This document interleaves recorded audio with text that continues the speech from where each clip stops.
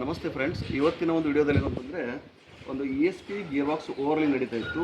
ಮತ್ತು ಎಲ್ಲ ಏನಂತಂದರೆ ಒಂದು ಇದ್ರ ಬಗ್ಗೆ ವಿಡಿಯೋ ಮಾಡೋಣ, ಏನೇನು ಇರುತ್ತೆ ಇದರಲ್ಲಿ ಇಂಟರ್ನಲ್ ಪಾರ್ಟ್ಸು, ಮತ್ತು ಇದರಲ್ಲಿ ಯಾವ ರೀತಿ ಗೇರ್ಗಳು ಬರುತ್ತೆ. ಇದು ಒಂದು ಕಂಪೌಂಡ್ ಏನಂದರೆ ಒಂದು ಗೇರ್ ಟ್ರೈನ್ ಆಗುತ್ತೆ. ಇದು ಕಂಪೌಂಡ್ ಗೇರ್ ಬಾಕ್ಸ್ ಅಂತ ಕರಿತೀವಿ ಇದನ್ನು. ಅಂದರೆ ಟ್ರೈನ್ಗಳು ಏನಂತಂದರೆ ಒಂದು ಗೇರ್ ಇನ್ನೊಂದು ಗೇರ್ ಮೆಶ್ ಆಗಿ ಮೂವ್ ಆಗ್ತಾ ನಮಗೆ ಔಟ್ಪುಟ್ RPM ಕೊಡ್ತಾ ಇರುತ್ತೆ ಇಲ್ಲಿ.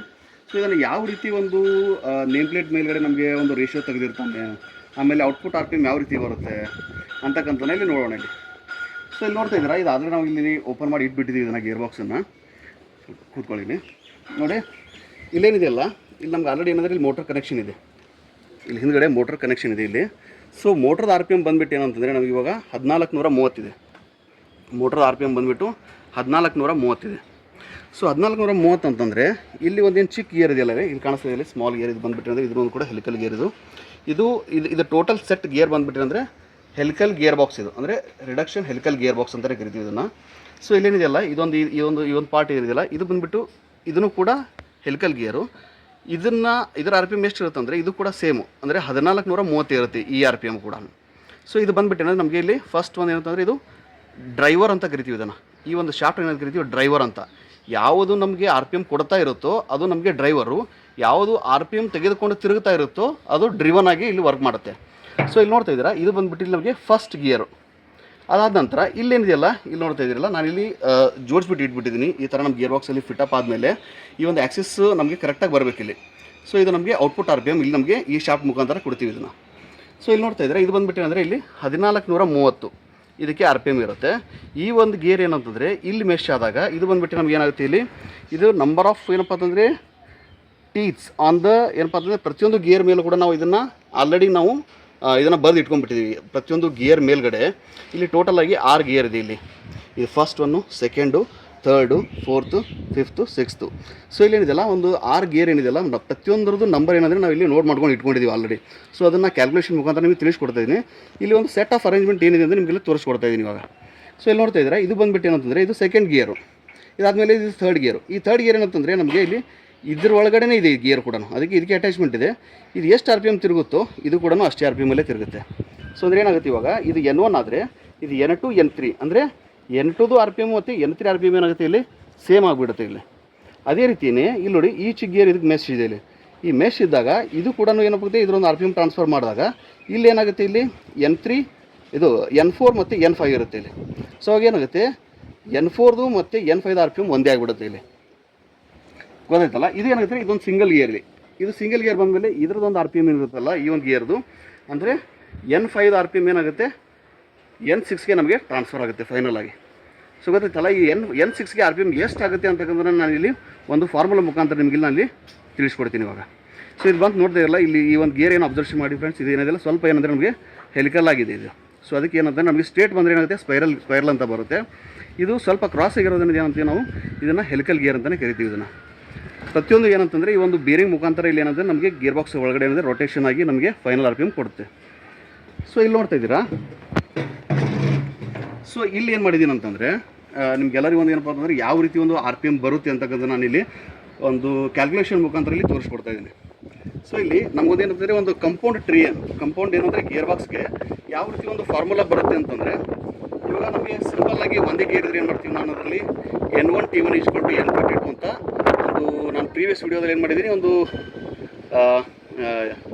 ಅಲ್ಲೇನಂತಂದರೆ ಒಂದು ಚೈನು ಮತ್ತು ಸ್ಪ್ರಾಕೆಟ್ ಎರಡು ಇದ್ದಾಗ ನಿಮ್ಗೆ ಅದರಲ್ಲಿ ನಾನು ಆಲ್ರೆಡಿ ಒಂದು ಪ್ರೀವಿಯಸ್ ವಿಡಿಯೋದಲ್ಲಿ ತೋರಿಸಿದ್ದೀನಿ. ಬಟ್ ಇದೇನಂದರೆ ಗೇರ್ ಬಾಕ್ಸೇ ಓಪನ್ ಮಾಡಿದಾಗ ಅಲ್ಲಿ ಏನು ಬರುತ್ತೆ ಅಂತಕ್ಕಂಥದ್ದು ಇಲ್ಲಿ ಈ ಒಂದು ಕಂಪೌಂಡ್ ಗೇರ್ ಈ ಒಂದು ಫಾರ್ಮುಲಾ ಇಲ್ಲಿ ಬರುತ್ತೆ ಇಲ್ಲಿ. ಸೊ ಇಲ್ಲಿ ಏನಾಗುತ್ತೆ, ಇಲ್ಲಿ N2 ಬಂದುಬಿಟ್ಟು ಏನಿದೆ ನಮಗೆ ಇದೆಲ್ಲ ಮೇಲ್ಗಡೆ ಏನಿದೆಯಲ್ಲ ಇದೆಲ್ಲ ಬಂದುಬಿಟ್ಟು ನಮಗೆ ಡ್ರಿವನ್. ಇದು ಕೆಳಗಡೆ ಇರೋದೆಲ್ಲ ಏನಂತಂದರೆ ಇದೆಲ್ಲ ಡ್ರೈವರ್ದು.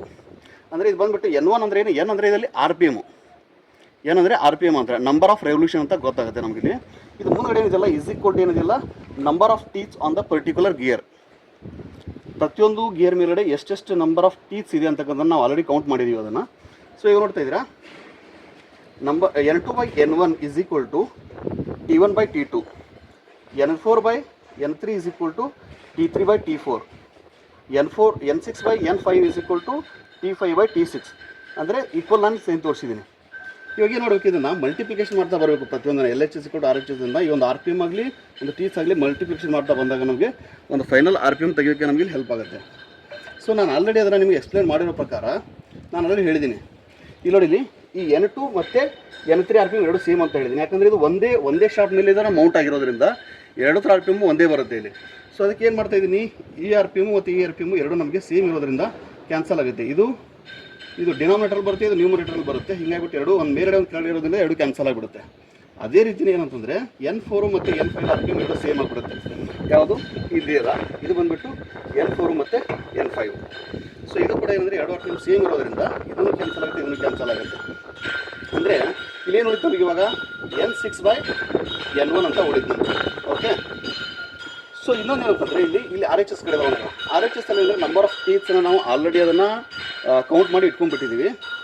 ಸೊ ಫಸ್ಟ್ ಒನ್ ಏನಂತಂದರೆ ನೋಡಿ, number of teeths on the first gear ಅಂತಂದರೆ 11 ಇದೆ, ಎರಡನೇ ಗೇರಲ್ಲಿ 72 ಇದೆ, ಮೂರನೇ ಗೇರಲ್ಲಿ 11 ಇದೆ, ನಾಲ್ಕನೇ ಗೇರಲ್ಲಿ 57 ಇದೆ, ಐದನೇ ಗೇರಲ್ಲಿ 16 ಇದೆ, ಆರನೇ ಗೇರಲ್ಲಿ 70 ಇದೆ. ಸೊ ಇದನ್ನು ಏನು ಮಾಡ್ತೀವಿ ಅಂತಂದರೆ, ಇವಾಗ ಏನು ಮಾಡ್ತೀನಿ ಅಂತಂದರೆ ನಮ್ಗೆ ಗೊತ್ತು ಏನಂತಂದರೆ ಈ ಒಂದು N1 ಅಂದರೆ ಏನಂತ ನಾನು ಇವಾಗ ಹೇಳಿದ್ದೀನಿ. ಅದು ಮೇನ್ ಫಸ್ಟ್ ನಮಗೆ ಮೋಟರ್ ಸೈಡಿಂದ ಬರುವಂಥ RPM ಇದು ಎಷ್ಟು 1430 ಇದೆ. ಈ ಒಂದು N1 ಅನ್ನು ಈ ಒಂದು ಡಿನಾಮಿನೇಟರ್ ಇರ್ತಕ್ಕಂಥ ನಾವು ಈ ಕಡೆ ತೆಗೆದುಕೊಂಡು ಹೋದಾಗ ಇದು ನ್ಯೂಮರೇಟರ್ ಬರುತ್ತೆ. ಸೊ ಅದಕ್ಕೆ ಏನು ಮಾಡ್ತೀನಿ ಅಂದರೆ ಕ್ಯಾನ್ಸಲ್ ಮಾಡ್ಕೊಂಡ್ಬಿಡ್ತೀನಿ, ಹೋಗಿ ಇದನ್ನು ತೆಗೆದುಬಿಡ್ತೀನಿ. ಸೊ ತೆಗೆದಾಗ ಏನಾಗುತ್ತೆ, ನಮಗೆ ಓನ್ಲಿ ಔಟ್ಪುಟ್ ಶಾಫ್ಟ್ RPM ಅಷ್ಟೇ ನಮಗೆ ಇಲ್ಲಿ ಉಳಿದ್ಬಿಡುತ್ತೆ.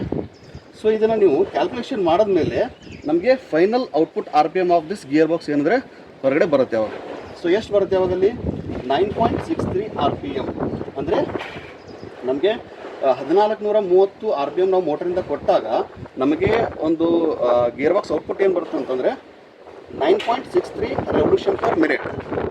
ಸೊ ಇಷ್ಟು RPM ಇಂದ ಏನಂದರೆ ನಮಗೆ ಔಟ್ಪುಟ್ಟಾಗಿ ಬರುತ್ತೆ.